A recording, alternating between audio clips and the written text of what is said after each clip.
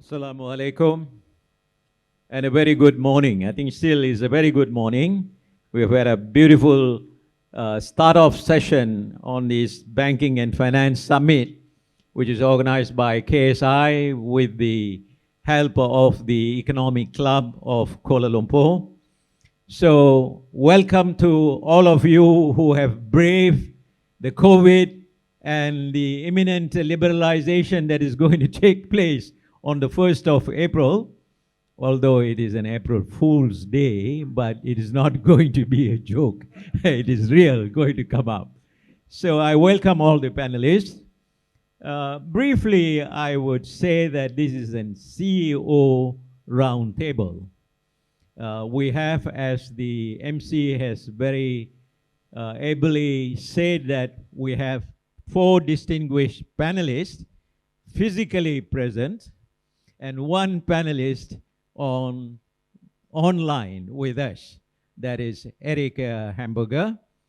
So what I will do is briefly I will give an introduction and then I will briefly mention about the distinguished ability of the speakers. The first one that I wanted to mention is that your topic today is leadership challenges, transformation, post-pandemic.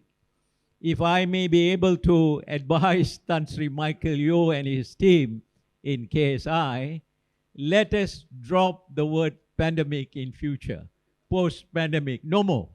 We have come out of it and then we are moving forward, maybe under certain restrictive conditions, but this is going to be a sort of a prevalent health and economic situation, and we see how the economic situation is going to take place. More importantly, the banking and finance sector, not only in Malaysia, but globally. With that, I would like to say that today the panelists have got a very cross-border personalities. If you look at the first speaker, first panelist, Dato Ong Eng Ben, Chief Executive Officer of OCBC Malaysia, Berhad. He's a Malaysian, but he's part of a Singapore or regional system. So it's right across from. This is an indication of what is happening in the banking and financial sector. It's cross-border, and the challenges are very much related to how we deal with the issues. And you know the crisis in Europe, the Ukraine-Russian crisis. The banking and finance sector is the most, I would say, vulnerable and impacted sector.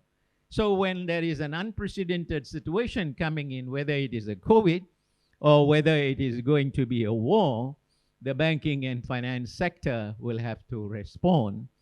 And Tan Sri Abdul Wahid Omar, in his opening address, did say about the resilience of the banking sector. And that is very important. The Malaysian banking sector is very resilient. Thanks for all that has happened in 1998 and beyond, into 2000 and beyond. So we have set ourselves into a very good platform for us to brave the challenges that have come in front of us and what is going to be the future. The next one is Dato Charon Wardini, whom I know from, I won't say childhood, because his father was my professor at the University of Malaya, Deputy Vice Chancellor Mokhzani, very much involved for me going back to teach at the University of Malaya. So he is Group Managing Director, MIDF, but he also crosses borders in the sense he went to UK, Oxford, Balliol College, and so on, and he has been in the Malaysian banking sector, in the legal fraternity, Ghazana, investment portfolios, and so on. So he has got a wealth of expertise that is coming in. And Dato Dr. Vaseehar Hassan is crosses the seas in Malaysia, East Malaysia and West Malaysia. Utama Banking in East Malaysia and then merged with RHB. And RHB, he brought in the Saudis to come into the banking, the Arab component into it. So a mixture. So his experience, I know that he started merchant banking very similar to me way back in the 1970s. So the next speaker, of course, panelist is Osman Morad, board chairman of JP Morgan. Of course, these days the international banks have got a bad reputation, but not JP Morgan. And he comes from a part of Indian subcontinent, Pakistan, and then he also served a US background and now very much thoroughbred of Malaysia, Standard Chartered Bank, and now Malaysia, JP Morgan.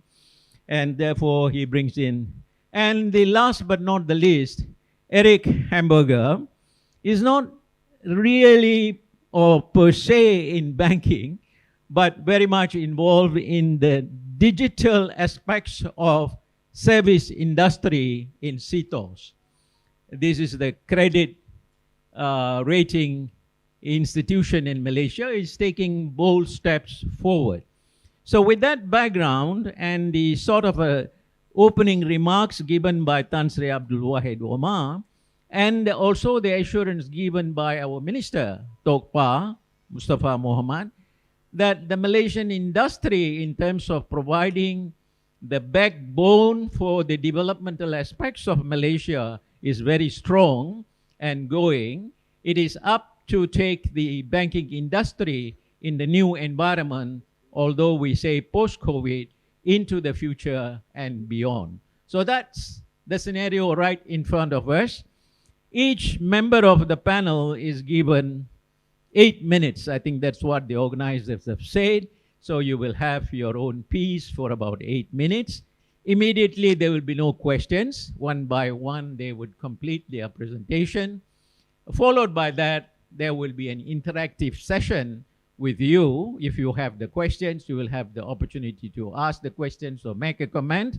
And we also will have online comments coming in, and then I will be able to moderate this for your benefit. So with that, can I ask Dato Ong and Ben, the first speaker, to take the floor? Ong?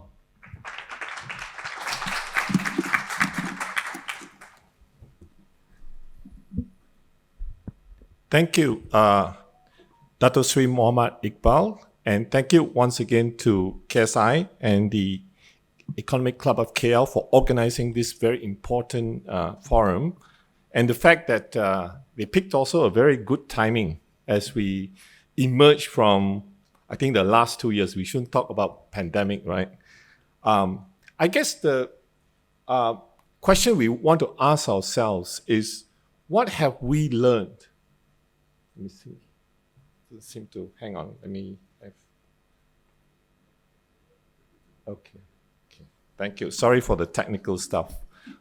I think the most important questions is, as we emerge from pandemic, I said the dreaded word again, what have we realized? I think we realized that we are so interconnected.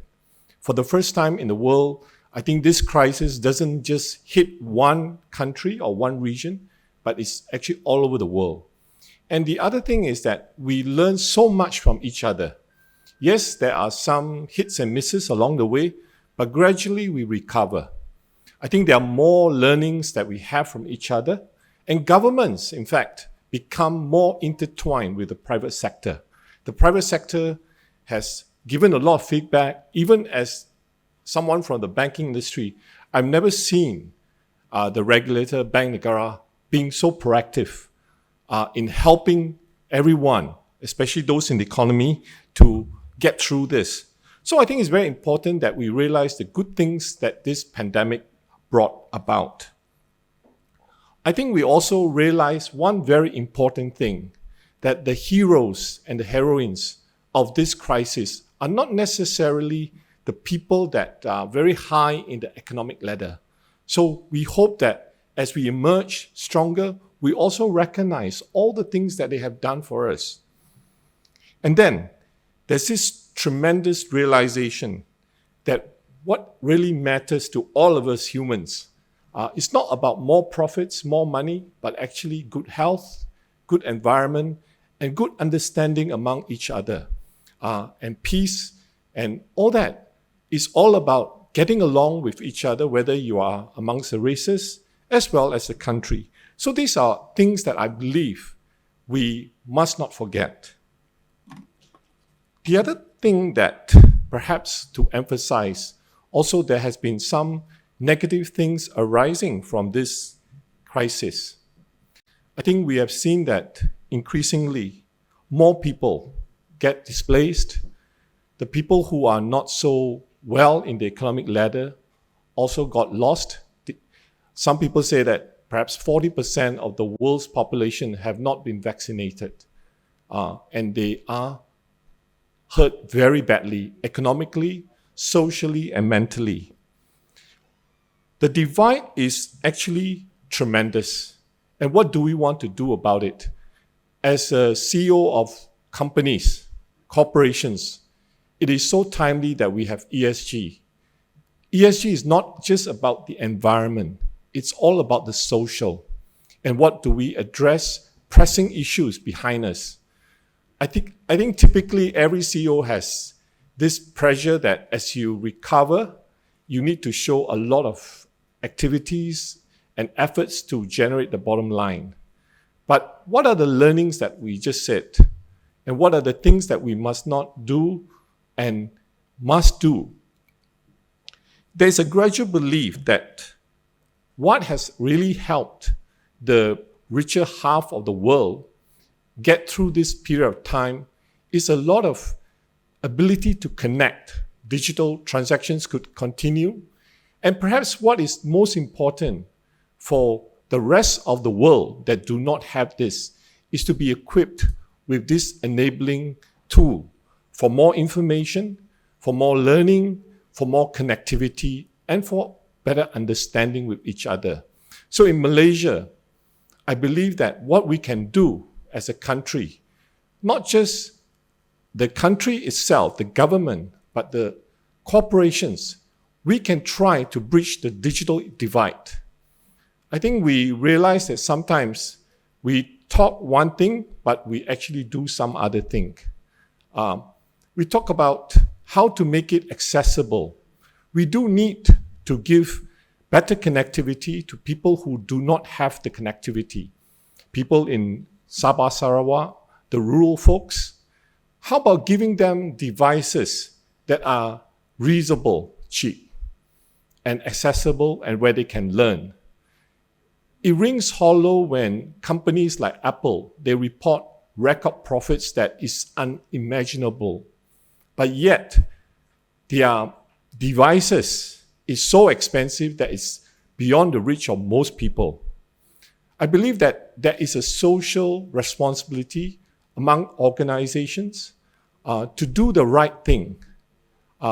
It is so important today that we as a corporation and also as a bank come forward, push the agenda a little bit more forcefully, have some serious conversations, which is not something that we are used to. But the pandemic really has heightened this need to address issues because this is the best opportunity. Like they always say, never waste a crisis. And clearly, if you look at what has happened, there are sometimes lots of good opportunities. I recall about 2 years ago when we had a physical conference. I remember the rubber glove companies were riding very high. They were almost invincible. And I recall that one of the remarks I made was the fact that their very beginnings, OCBC was one of pivotal in their formation and helping them to grow. And what have they learned during this period of time? Later, the glove industry was hit by lots of ESG problems, but they had this once-in-a-lifetime opportunity because they had so much bumper profits. What could we do? The same goes for the plantation industry right now. You can see that they are making tons of money. they also have lots of pressing ESG issues, mainly the S. What can they do about it? Never waste an opportunity. Never waste a bumper opportunity to do good. I think this is something that we as an industry need to push the agenda a lot more. I think one of the challenges of any CEO is how to prioritize all the key things in that quadrant. We have limited resources and we have to make decisions. But I truly believe that the best leadership style is something that is more principle-based. That means you look at what makes sense. The banking industry has shown the way for many because to a certain extent, as Tan Sri Wahid mentioned, during the 1998 crisis, Bank Negara has learned the lessons and actually strengthened the banks through very close monitoring, and we owe it to the regulator to keeping us very strong. And I think we had the mantra of, number one, protecting our people so that people have assurance that they will not lose any jobs at the beginning of the pandemic. And then at the same time, we have peace of mind to help our customers. We also protect our staff, their health, as well as their mental stability. And we also change the way we actually operate to make it sure that they can operate at home as well as anywhere. I think this is something that we really can continue. I think principle-based leadership is what I believe will hold us through, even during good and bad times. And I believe that many of us remember what Peter Drucker says, that the knowledge worker today, they value what organizations and the way our leadership, which is back to basics, will make us sustainable in the long run. Thank you.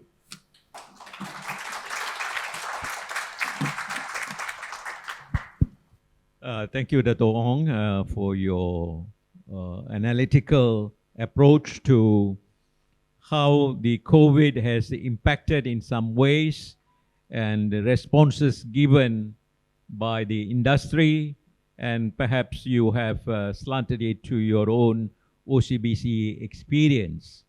I think more to come, and I will now ask Dato Charon Wardini to take on the floor and see how you would be able to bring in a greater perspective on the challenges in front of us.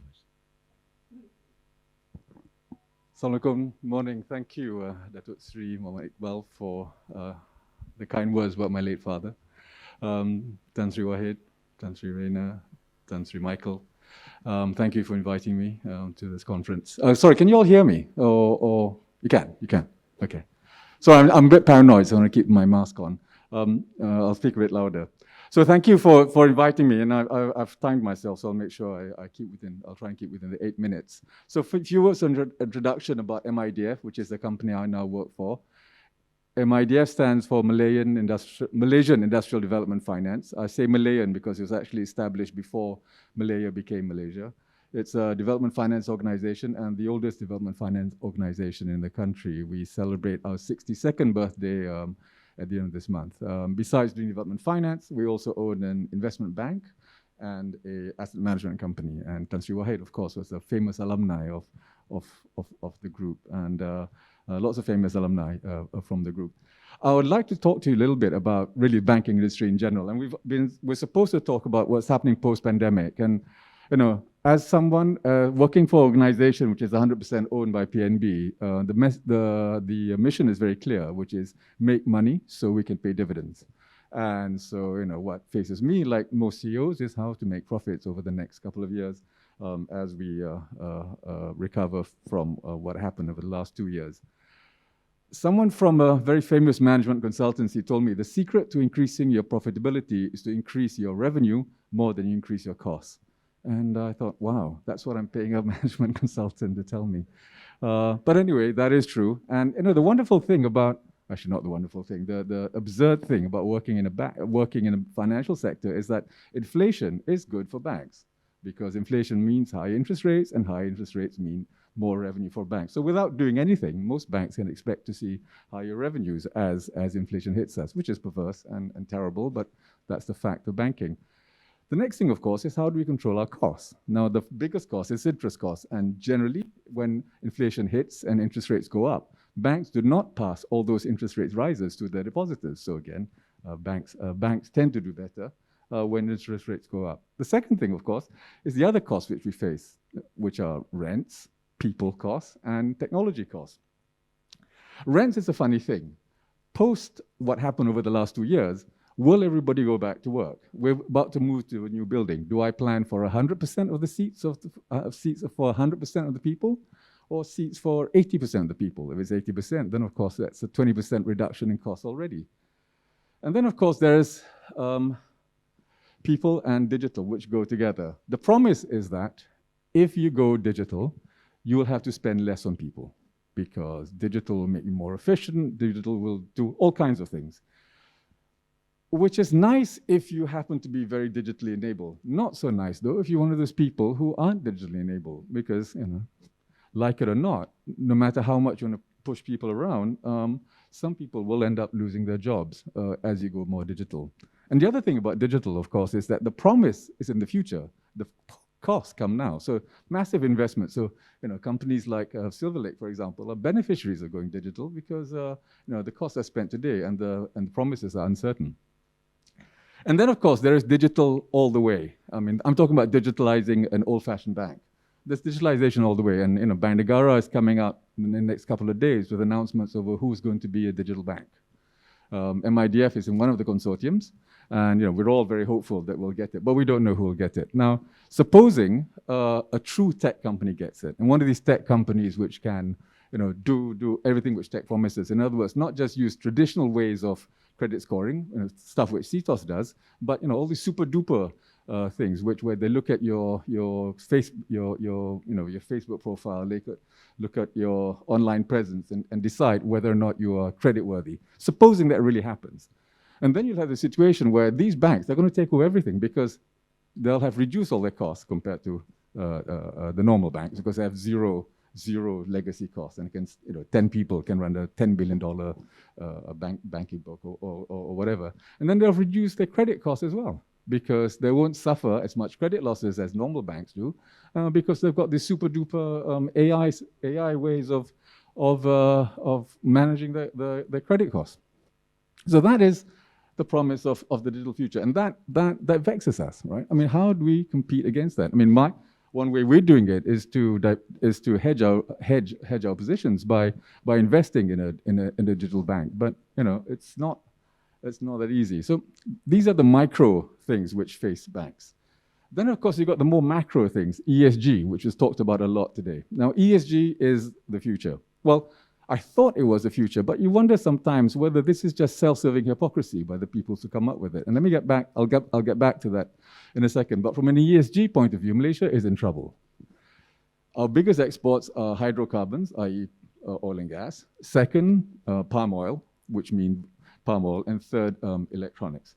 As for the first two, they don't qualify for ESG. And let us imagine a future where we, you know, because of the pressures around the world, we truly end up having to stop funding hydrocarbons, and we truly have to stop funding plantations. I mean, what does that mean? What does that truly mean for a country? So either we follow it because we believe ESG, or we question it, or there's some transition period. But it's not clear what that future path will be. But then again, you know, you look at what's happening. Sorry, I keep looking at my watch to make sure I keep to the time. You look again today, and it's not quite clear whether ESG means as much as they say it does.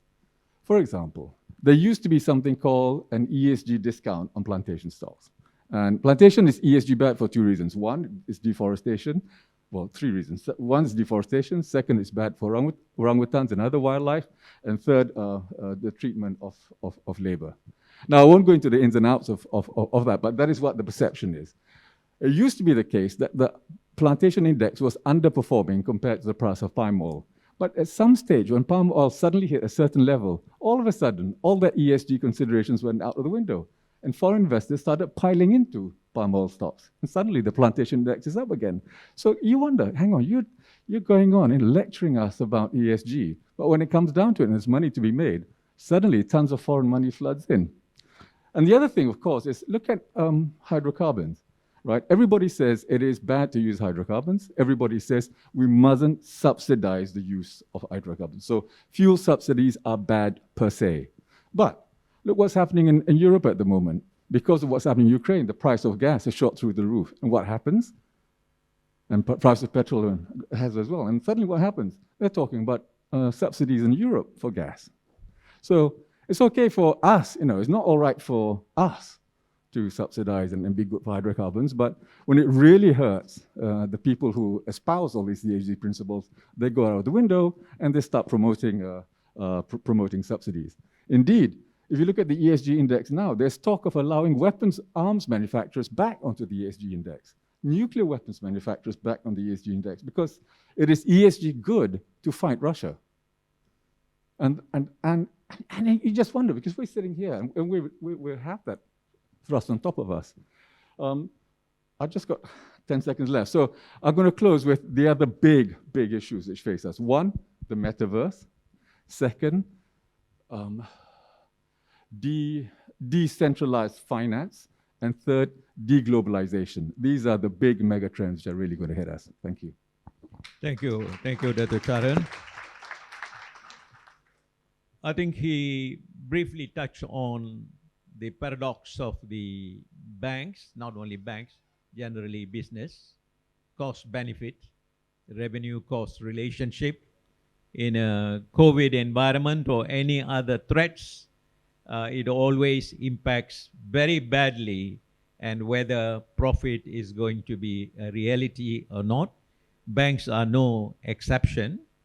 And he brought in the issues relating to this ESG, although from the policy framework and the international institutionalized pressures to conform to this, and Malaysia definitely as a responsible country wants to embrace it, but the reality on the ground in the industry related, particularly the black oil and the gold oil, it is not permitting this to happen. And in some industries, that is in yo-yo. I think we have Tan Sri Reina here from one of the glove manufacturing companies, which has faced these consequences. So that's a good perspective.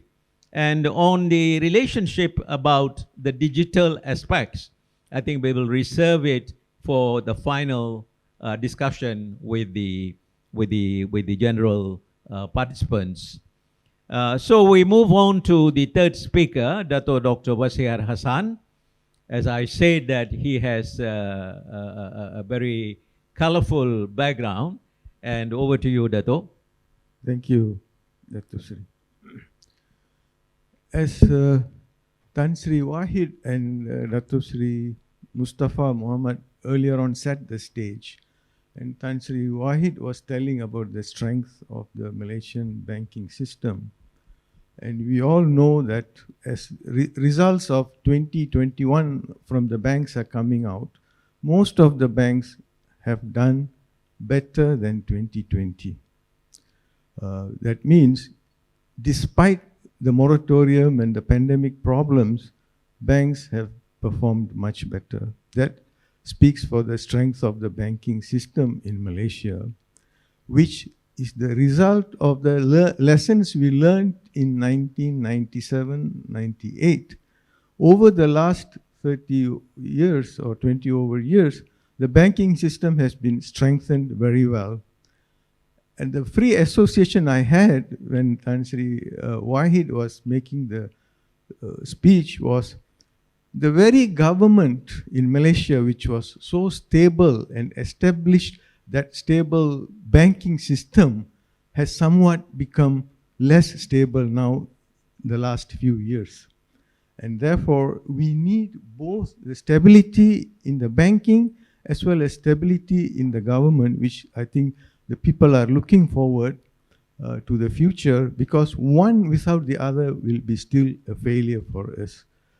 And of course, the topic is challenges in leadership. Whether it's post-pandemic or in future, leadership challenges will always be there. It is a constant. Even the change will be always there. Change is the only constant.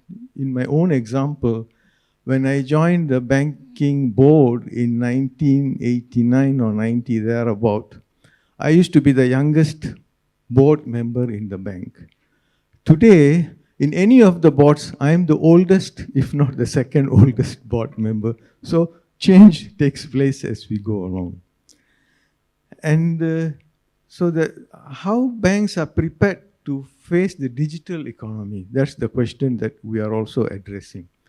All of the banks are looking for partnership with digital companies, tech companies, fintech companies, etc. Actually, in reality, banks do not need a separate license. Their own license will enable them to do digital banking. But why are they looking for partners? Because it is very difficult to teach old dogs new tricks.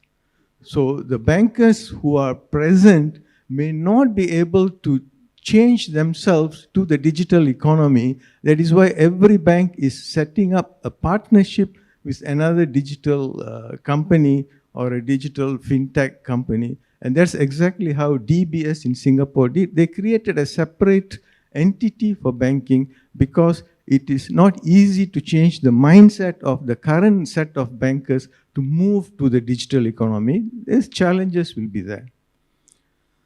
And if we look at the banking industry, of course, we have come a long way from the automation, now looking to digitalization. But many of you are also bankers, I think, in the audience. How many times have you gone and looked at your ATM machines?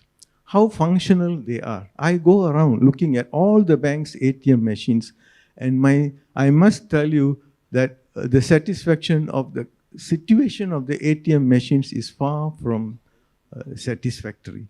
There are machines which do not function. The check deposit machines sometimes do not accept checks.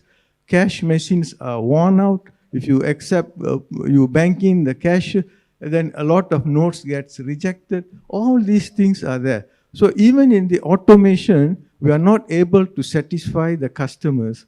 How are we going to move towards digitalization? This is a thought I would like to put across to all the banks. You know, we need customer satisfaction, and most banks do not want to see customers these days. If you want to go and bank in the counter, there is no counter open. You have to go to the machines. So make sure your machines and your automation services are in perfect condition as the first step before we move into digitalization. The only time bankers want to see clients is to sell some products. After the product has been sold, nobody wants to meet the customers. And it's very frustrating. During the pandemic, I tried calling some banks, and the lines never get answered because they say there's a long queue waiting, you have to be patient. You hold on for 15 minutes, you still don't get an answer. So these are the issues we as bankers have to reflect and make sure we are prepared for perfect, good services when we move into the digital economy. And these are some of the thoughts that I had that I wanted to share. And because, you see, customers love to be in contact with the bankers. If you think of during Dato Iqbal's time, my time, the branch manager was the main source of contact in the community. And people used to go and meet the branch managers, even to get passport application, the a bank officer had to certify. And then to get any community problems, the branch managers were seen as a community leader. That has disappeared. Today, the branch managers are there just in namesake. They have no empowerment at all in the system. So the customers need some kind of connection and relationship. Even with digital economy, we still need to be in contact with the customer. So these are some of the thoughts that I wanted to share for the reflection of the bankers who are all here, and so that we can move seamlessly into a successful digital economy. And by the way, as a free association, Dato Ong is my old schoolmate in MBS Penang. We are both together. And Dato Sharon's father was my client in the 80s. Thank you. Good, good, Dato Vaseehar. Main points that he brought is banking industry. I think is being reiterated. Solid framework for the banking industry over the period, 2 decades or so, even before, very sound, and therefore it saved us during a moment of crisis. And the same can prevent or put us into a similar position in crisis to face in the future. That's not sure, because the embracing of the change is pretty slow. I think that's the essence of your message.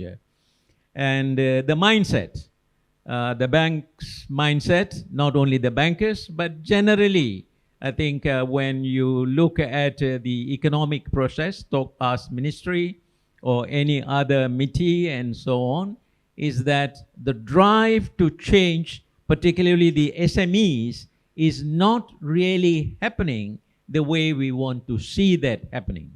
There's a very slow process. And of course, the businesses are expecting, you give me money to support for our change. We ourselves are hit by not only the COVID, by the economic circumstances, and therefore we cannot embrace the change because the change costs a lot of money. And we will look at some of the suggestions that he has had. I always have to take some money for my wife. So I have to make an appointment with my branch to go and cash. Of course, I don't go to the branch. I send my secretary or my driver to do it. But that's the state of affairs that we have. Not all banks. I don't want to say all banks, but there are some banks. Then you will say, why don't you change your bank? I think we have some examples of this taking place. The banking industry is set for the digitalization in the digital transformation. That's another subject that we will have to address. So we move on to the next speaker, Mr. Osman Morad. As I said, that he has got different perspectives from his various stints in different countries. And now he is with JP Morgan. So he is with an American-based financial institution, and the perspective may, I hope, will be a different one for us to take. So Osman?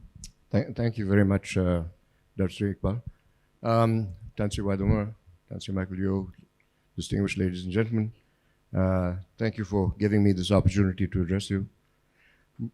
The problem with being fourth in line, or fifth, in the case of Tan Sri Waidumar also, is that most of what you want to say has already been articulated. I will say a couple of things though, which probably are some areas that I'm more attuned to. First, to Tan Sri Michael Yeo, I think it was suggested that you drop the pandemic from your material. I think there are two other things you can drop. One is VUCA, and the other is transformation. And the reason why I say VUCA is that I don't ever remember a year in which it wasn't volatile, unpredictable, complex, or ambiguous. And just because somebody coined this phrase in 2014 doesn't mean that life started then. The second part of transformation, I think banks and other institutions are in continual states of transformation. If they don't transform, they don't survive. So transformation for me also is a given. Now, when you look at the fact that we do have one crisis of a pandemic now fading into BAU, we are surrounded by other crises. Obvious ones are the war in Ukraine and climate risk.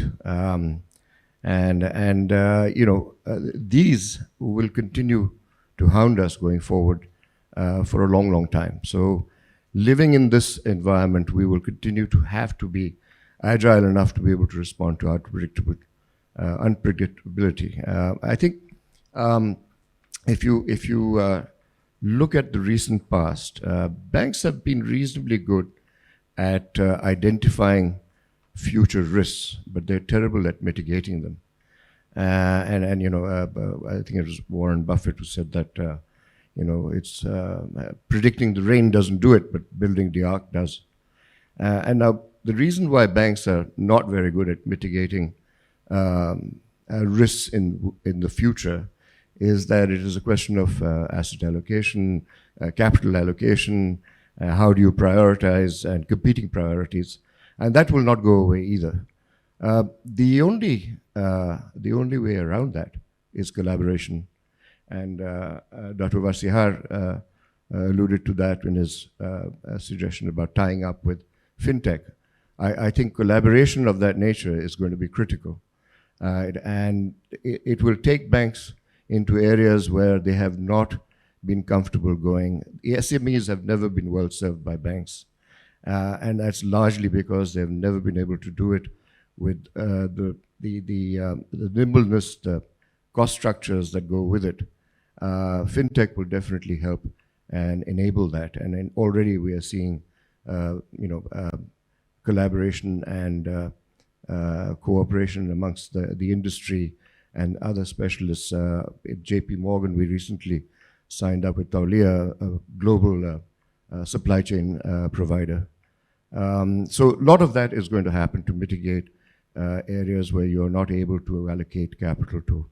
The other part is actually firefighting. Banks are very good, even though they may not mitigate future risks, they're very good at firefighting. I think the whole work from home episode that we have experienced over the last 2-3 years is a good example of that. All of us were able eventually to do this. Some of us did it more easily than others. The ones that did it more easily than others were the ones that already had elements of work from home embedded in their own work environment. JP Morgan, again giving a plug for my new bank, actually had work from home situations in scenarios that were business continuity planning. So it was a question for them of not simply just switching on and switching off, but really moving to something that was more familiar than totally alien. And I think that kind of agility is also what is a major mitigant in firefighting and meeting with the contingencies that are required to be able to get you through areas of risk that you foresaw but didn't plan for. If I could stay with the work from home piece, it came with all sorts of learnings, and that was, it's not simply a matter of technology. It is a matter of real leadership, trying to identify roles, identify areas that need to be addressed, having task forces that are composed not only of business, but also of other subject matters, real estate, IT, etc. So all of that means that you have to break down communication silos. Every organization has communication silos, and if you cannot communicate across those silos, you will not be able to achieve the kind of work environments you need, no matter what your level of technological advancement. So that was my second piece. The third part is that I think, Charon talked about a deglobalizing world. Indeed, there is a trend towards more nationalism. The US brought back a lot of industry onshore. But there is a limit to that. We will have to collaborate across borders to be able to manage the issues that we cannot deal with individually. And I think those were, I guess, my three messages. Be able to identify risks, and if you can't mitigate them, understand that firefighting will require better communication, more collaboration, breaking down silos in management, and there's always somebody else out there who knows something you don't. Thank you.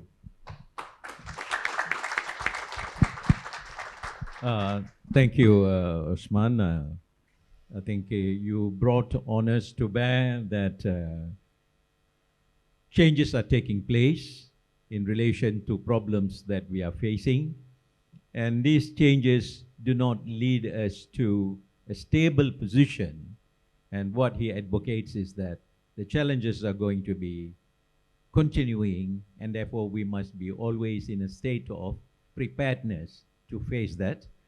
And you have said that the banks are generally good at facing the challenges, what he termed as firefighting. But in order to move forward in a sort of an evolving and an innovative environment, which is also based on the problems that you face and also in the technological frontier, then you have to be proactive.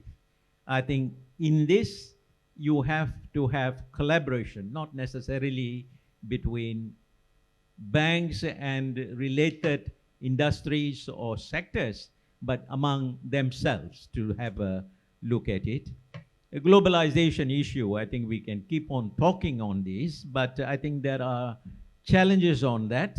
And Malaysia, being an production-oriented export country, will continue to face if borders are shut, and then trade wars are the in thing of the period. And also we have got other problems coming in. So we have to shift to on policy measures. I agree with you on your VUCA. VUCA for people's mind is that volatile, B, uncertain, U, C for complex, and A for ambiguous. Although it is not necessarily needed for economic and financial sectors, I would admit that it is important in marriage. You have all these characteristics there. So we move on to our final speaker, Eric Hamburger. We are a little bit, I would say, not privileged to have you in presence. So nevertheless, you are there. He is from CTOS, Digital Berhad, Deputy Group CEO, and a Colombian background. And over to you, Eric. Thank you very much, Dato Seri. Can you hear me okay? Yes, loud and clear. Excellent. Thank you so much, and a real honor to be here as part of this roundtable forum. Unfortunately, I apologize for not being there. This is our new reality. I'm in home quarantine, so we're going to have to live with this going forward. I've had the privilege to work over the last 3 decades almost in many industries, and have had the opportunity of seeing the challenges in many industries, and in particular in the banking and finance. So I have a couple of observations that I think could add value to this conversation. The first one, I think the lines are blurring, and this is particularly interesting as other industries and even geographies start to emerge players like Amazon, Google, and Apple, just to mention the global ones, but in the region and in Malaysia, we have them as well. And you see this players having a very deep relationship with your customers. And they have the ecosystem, you know, the devices, the software, the apps. They know their customers deeply, have huge amounts of data and analytics, and have their trust and loyalty. As well as deep pockets and the speed, because they were born digital, and so they have the methodology, the agility to do this. So the barriers to entry into the financial sector are being reduced, adding uncertainty to the banking world. The second observation is around new generations and the digital first. I have 3 kids who don't remember what a physical map is, and really can't relate to this.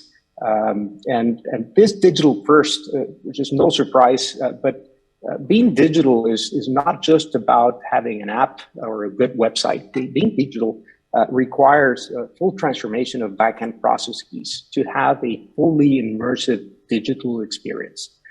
Customers expect the full ecosystem, which means that banks will need to expand the partnerships to offer broader experience. So it's no longer a one-stop shop that banks can offer. And imagining that the digital future requires a permanent investment in experimentation. For example, have you thought what's your play going to be in the metaverse? How are you going to interact with customers in the virtual world? And plus, you need the right talent and the right culture. The culture that got you here is probably not the one that you're going to need going forward. I think somebody alluded to this. And it's a reality that in many instances, that culture is probably going to be an inhibitor for that new reality that you're facing and with the company you need to build. And additionally, the legacy systems and processes that are very difficult to change, the investments required, the time to retool yourselves. But in a truly digital world like the one we're living, all it takes is one click to switch providers. And so we got to get this right. The third observation is around disbelief, and it's very human. The future comes faster than we can imagine, and our reaction many times is one of disbelief. But exponentiality is real. Your cell phone doubles in capacity every year, and everywhere around us, information technology is showing how fast things are changing. And the problem is that those trends start very small, and you cannot see them. By the time you do, it's probably like a little too late. It's like the speed trap in the highway. By the time you see the camera, you already have the ticket. So you need to get on board fast, and you don't know what are the trends that are going to hit, that are going to stick. So you have to be able to experiment and try out all of these different emerging trends. The second pitfall I see is we have time. The concept that we have time, and typically there's a low sense of urgency to change. After all, we're meeting our targets, right? And I don't know if you remember the Yellow Pages. I was at the Yellow Pages at the time that Google started, and the last great year of the Yellow Pages had the highest profit in the Yellow Pages history. And after that, it was a slow downfall. Reality is we need to maintain our current business at the same time we build the future. And finally, the main obstacle I see in changing our own paradigm. So we become our own worst enemy in this sense, because change is expensive, it's uncertain, it's complex, it's hard. So we tend not to want to do it, but we must. And this requires to be bold as leaders and to really define what we want that future to look like, and then be able to execute against it. The good news around all this is the fact that it's not a net zero game. And so as these new business models emerge, new use cases don't necessarily replace the old ones. More likely, they complement them. But we need to continue to be leaders in this industry. We need to adjust, right? Because you're part of an ecosystem, but you need to be a leader to make it a reality. And some of the elements that we have touched on currently that mentioned that are not as relevant, the VUCA, I think they do have some elements that are important. We do need to be able to have slack to cope with that volatility.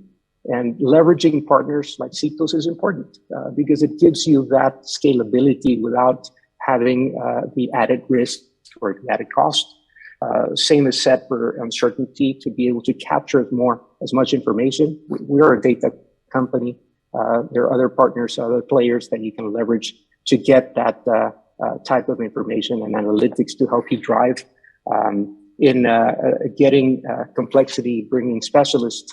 Definitely, we have also that capability of having the analytics, the data scientists, the digital experts to help you navigate through this complexity.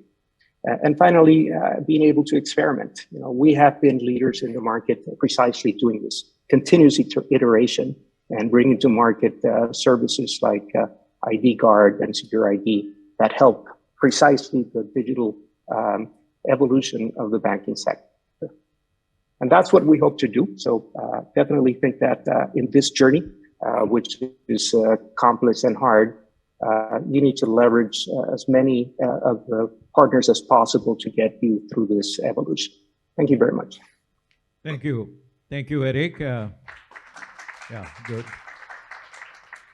Thank you. I think you gave us a very clear expression that the future is not a destination, it's a journey.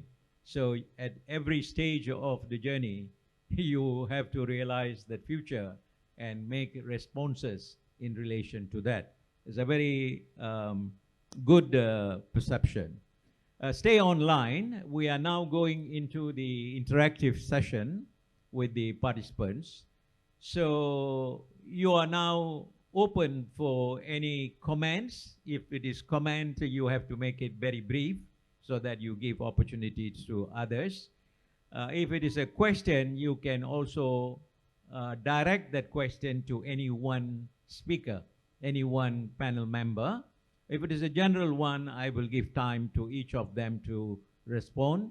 The microphones are there in different parts of the hall here, so you can go, and then please mention your name and then the organization that you come from. As in a good banking procedure, KYC, know your customer.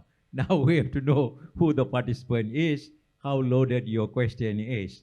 So let me open this. If there are any hands, just put up your hand and go to the mic. No problem at all, I can see. Any hands up? Yes, I see a lady. Very good, you're most welcome. Ladies first. Yes, I think there is one on the other side, yeah? Otherwise, you can use mine if you want to come forward. At the back, all right, yeah.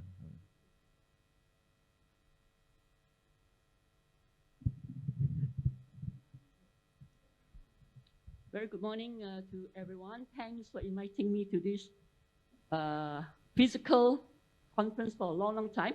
My question is, I understand your name and organization. I'm Agnes. I run S4 Aerospace, a business management consulting firm for the satellite and the aviation industry with a focus on the private jet industry.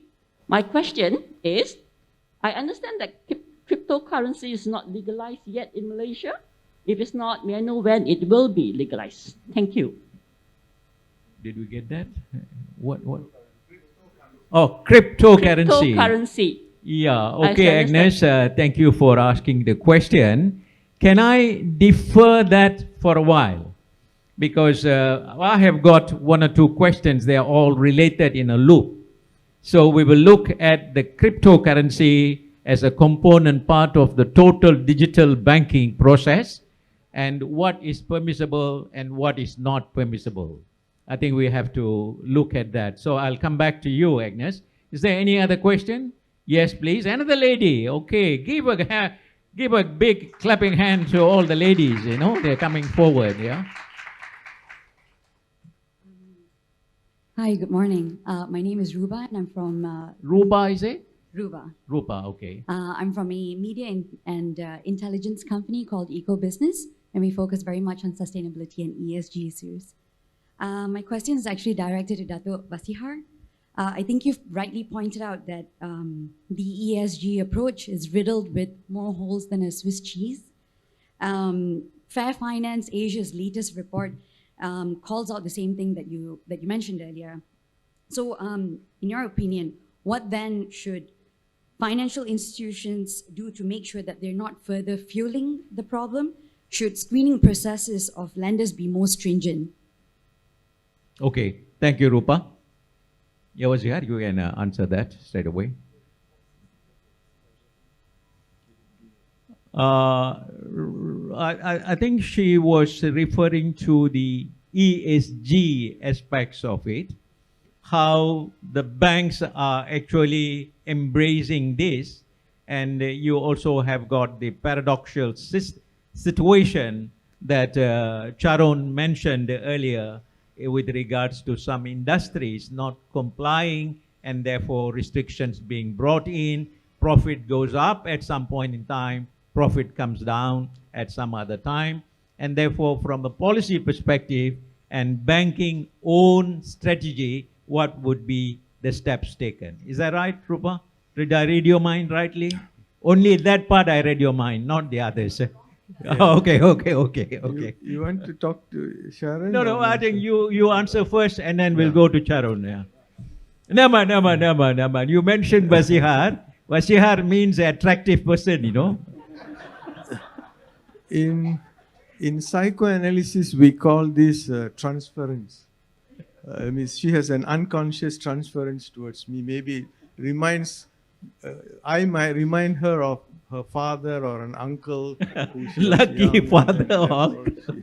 She may have wrongly. This is also a Freudian slip there. Yeah. Anyway, Okay. let me answer the question. Yes, ESG is a very important aspect in Malaysia. And as Dr. Charon rightly pointed out, if we impose ESG in the strictest form, then we are going to be the losers. And we need to do it in stages. And sometimes we are very quick to adopt the Western concepts. Therefore, we become losers, you know, even in imposing the Basel III, etc.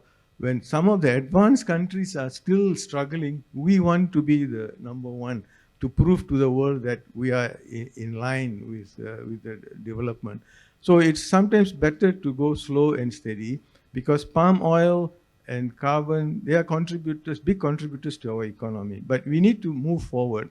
And not necessarily that palm oil is a bad thing. It can be converted into an ESG component through our future development of planting new trees and then working out the ratios appropriately. And that is why in Sarawak, they have put the big four of the plantation companies to comply with the ESG so that they plant new trees before they can harvest, you know. And this has been strictly imposed. Otherwise, in future, we may have a lot of sanctions because we are not ESG compliant.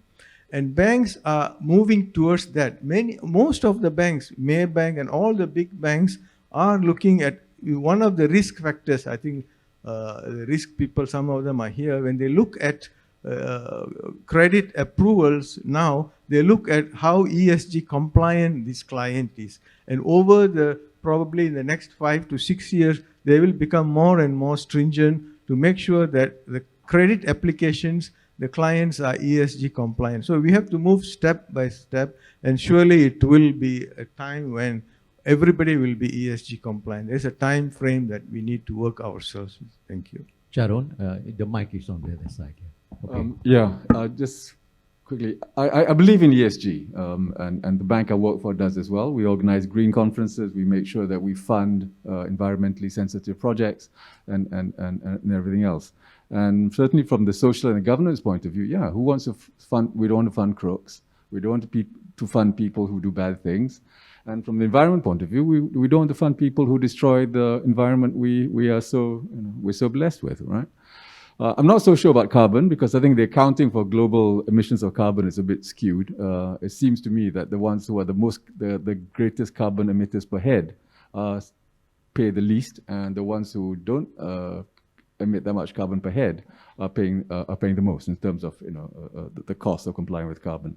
So I do believe in ESG, but I was trying to make a point just now, and always to make a point, you kind of push the extremes. But as you said it, there are Swiss holes somewhere in this, and there are some people who are completely cynical about ESG, and will just use it as a means of making their quick buck. But there have always been cynical people, and so you shouldn't use that as a reason not to promote ESG, because they're always cynical, selfish people, and whatever you use, always try and make a quick buck. Yeah. Okay, I think the answer is, in general, ESG is here to stay, and it will be enforced over what period of time, how prepared we are, and how prepared the banks are in order to enforce it. Don't kill the goose. I think that would be the message that the banks will take in terms of policy manifestations. Now I know why you directed the question to Vaseehar. Your name is Rupa. Rupa in Sanskrit means countenance, face, correct? And Vaseehar means is attractive face. So we have another lady there. Yes, I saw your hand. 1, 2, 3. Yes, please. Hello, good morning. My name is Razlina Rindu. I'm originally from Sabah. I didn't get your name. Razlina Rindu. Razina. Yeah. Razina. I'm originally from Sabah, but I'm residing in KL right now. So I would like to give this question to Dato Ong Eng Bin. First of all, I would like to say thank you for creating the online EBIS SME account to encourage people, business people to open business accounts online without having to go to your banks, and also you'll be sending out the debit cards to the house, which I'm actually into e-commerce and digital tools since 2005 when I was still in KK. Then I moved to KL. The thing is, what I'm trying to say is that during the pandemic, I was trying to send money to my dad to KK, and at that point of time, there were limited banks was open, and it was so difficult because in Sabah there's not many shops using the QR pay yet. So most of the older people in Sabah, they have to go out to town to withdraw, and it's so unfair because I live in Gombak and every 5 minutes away there's banks. So I don't want to ask question. I just wish that you can open more branches in Sabah and maybe Sarawak, which is good because people underestimated us that we don't have money, but we actually have so much money. And also, thank you. And I have recently been invited to go back to Sabah, which I will contribute my digital knowledge to the people of Sabah to help them to expand their digital information and transformation. And I hope that you will consider opening more branches there because no big banks wants to listen to me when I send them a proposal, which I think will benefit lots of people. And you will see all people with lots of money go to OCBC soon. Inshallah. Yeah. Thank you so much. Thank you, Razina. I think I would say the invitation is not only to OCBC. Okay. Thank you so much for the compliment. I think OCBC, we try to play low-key, but we do have a great product, which is the eBiz, where you can actually open your account online. And very soon, we will move forward to start looking at your transaction data eventually and start giving you some money. So if you need some working capital, we'll be ready to give probably in the second half of this year. I think the other thing that we wanted to emphasize is that as a bank, that we have to cater for everybody. I think we know the younger folks want to engage digitally, but we also have a whole spectrum of customers who want to engage physically. So actually, throughout the 2 years of the pandemic, our digital traffic went up like a rocket. But at the same time, our physical branches also actually experiencing very high traffic. People just come, and in fact, OCBC as a whole, we have a policy of keeping 50% of our staff working from home and the other working in the office. But at the branches, we were almost 80%, even 90% because the sheer volume of traffic. I believe that as an organization, we must always cater for all.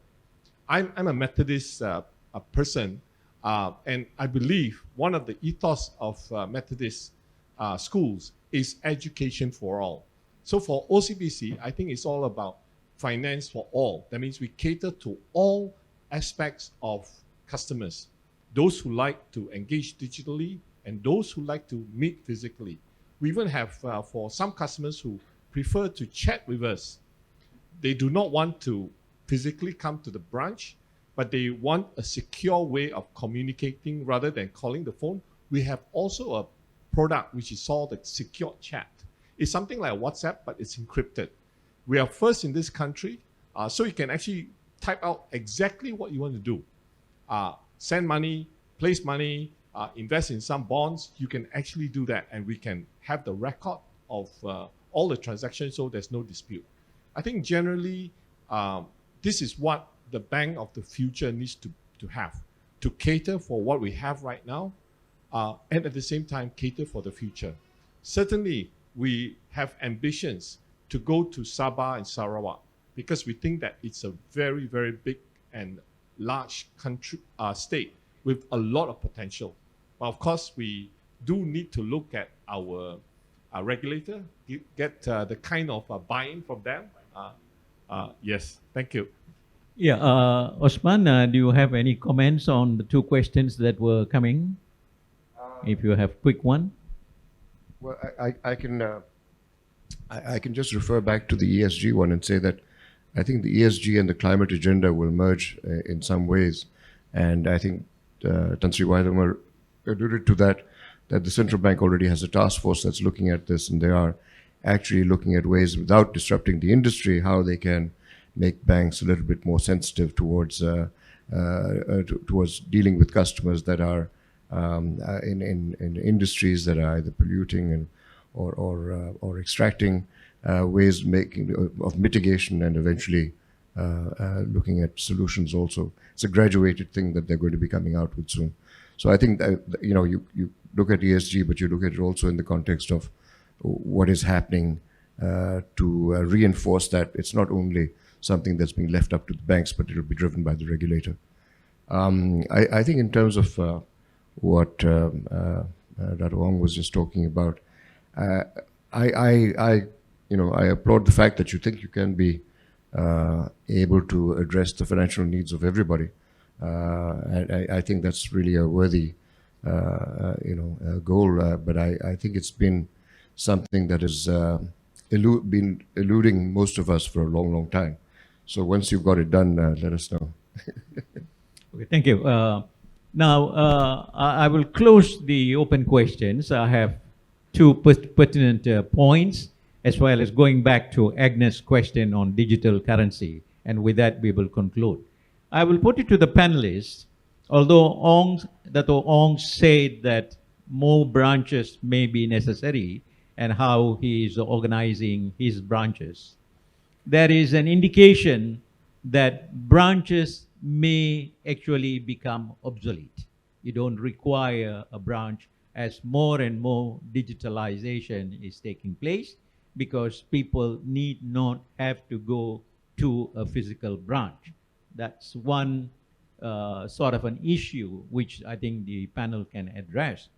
The second one is, with digital banking coming in full force, will banks be necessary? Will digital take over completely the needs of both the ordinary citizens, the customers, as well as the businesses? Whether it is going to take place in 10 years, 20 years, or whatever it is, this is a perplexing issue. And that gives rise to the question Agnes raised, cryptocurrency. They are all related and regulated by the central bank or the monetary authority. And what is the sort of a framework internationally it is going to be done in an ever-evolving world? So I leave it to the panelists who wants to go first to talk on this. Ong has said his own experience in OCBC, other experiences. Even if on the people down there in the floor, if you want to comment from your own back perspective, you're welcome. Any takers from the panelists? Sure. Okay, welcome. Yeah. Thank you. Yeah. Yes, for most people now, I mean, this is the branch. I mean, for I can't remember the last time I went to a branch, or the last time I even took out a piece, a note, something of cash out of my wallet. I mean, everything is now done done on the phone. But I think the question now really is not so much the digital bank and the future of branches, but the future of banks as a whole.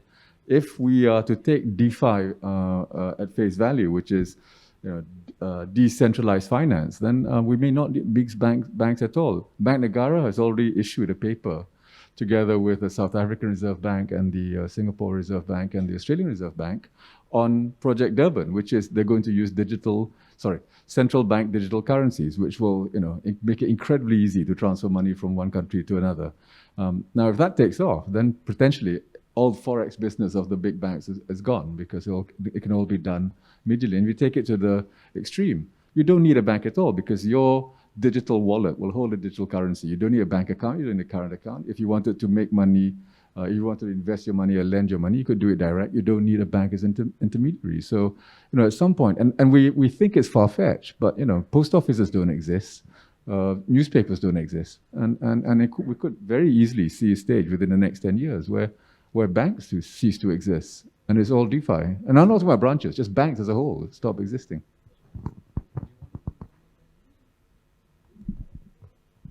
No, I think Charon said it all. I think it's something that, but what I will say is that this would be disintermediation in the extreme, and we've had disintermediation when it was the liabilities that were being taken away. Deposits used to be the bailiwick of banks, and we lost them to all sorts of other institutions. Payments were disintermediated.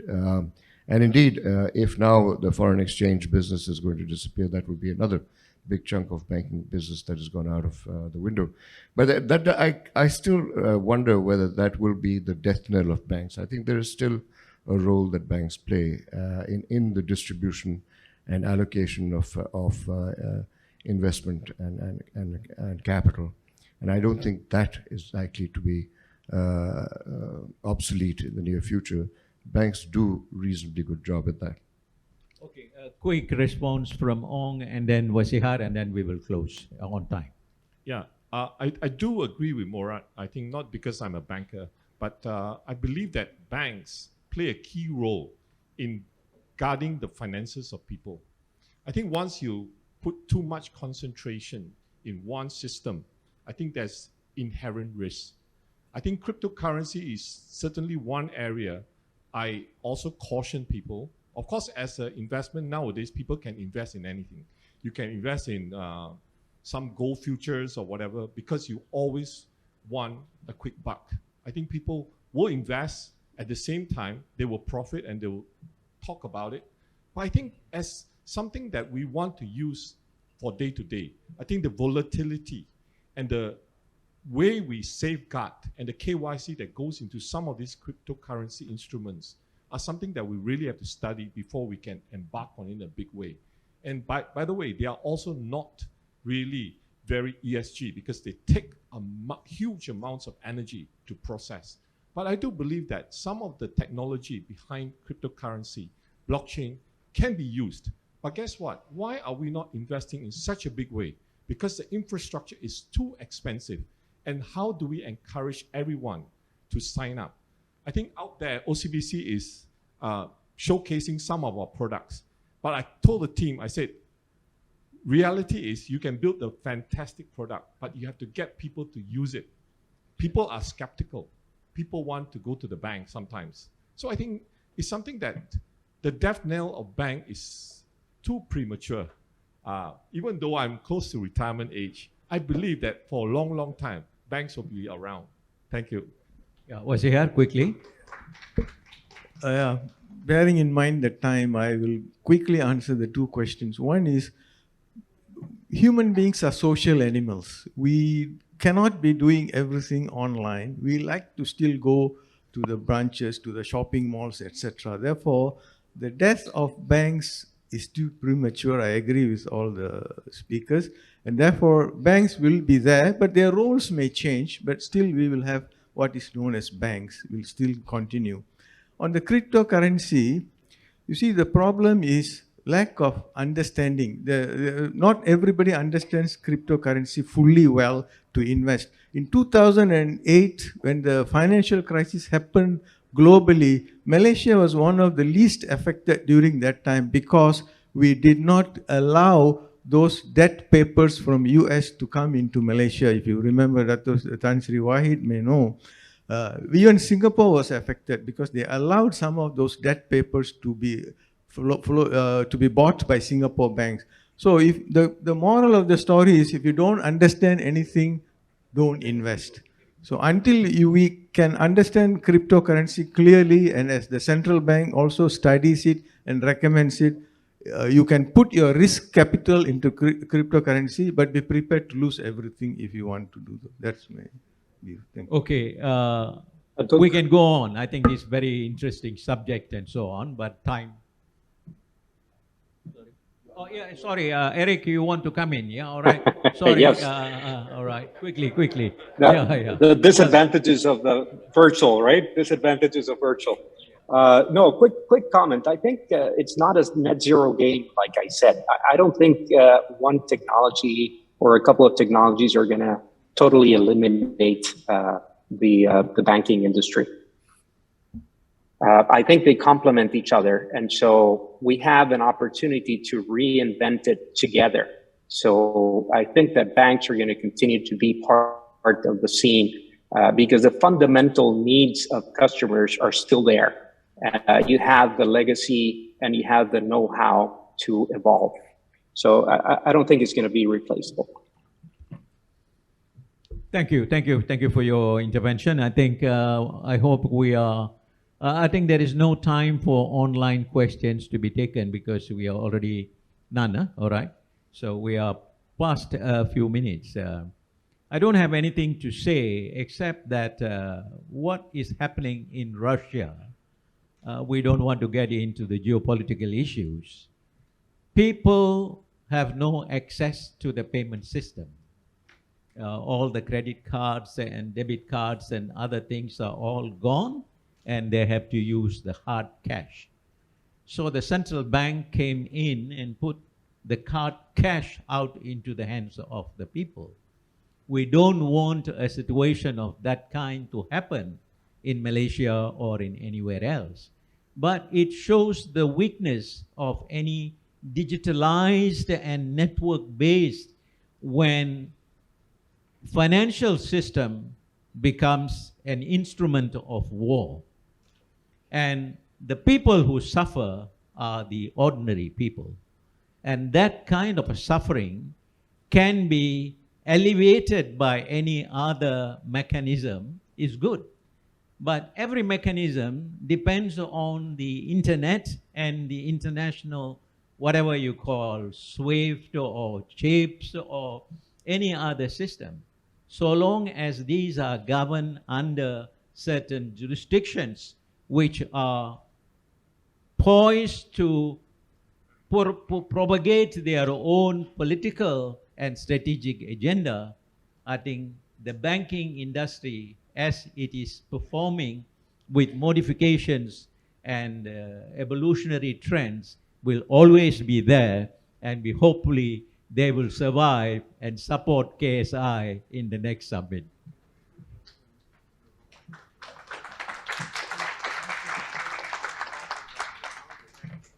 Yes. I think what he says is cybersecurity elements comes in. Instead of physically and going and robbing the banks, they are robbing the cyber way to take the money out, and suddenly you'll find your account is gone in a way. I think we will be protected and we make a prayer to God. So thank you very much for all of you for participating, and it's been a wonderful experience sharing this CEO Roundtable on the Banking and Financial Summit. Thank you very much.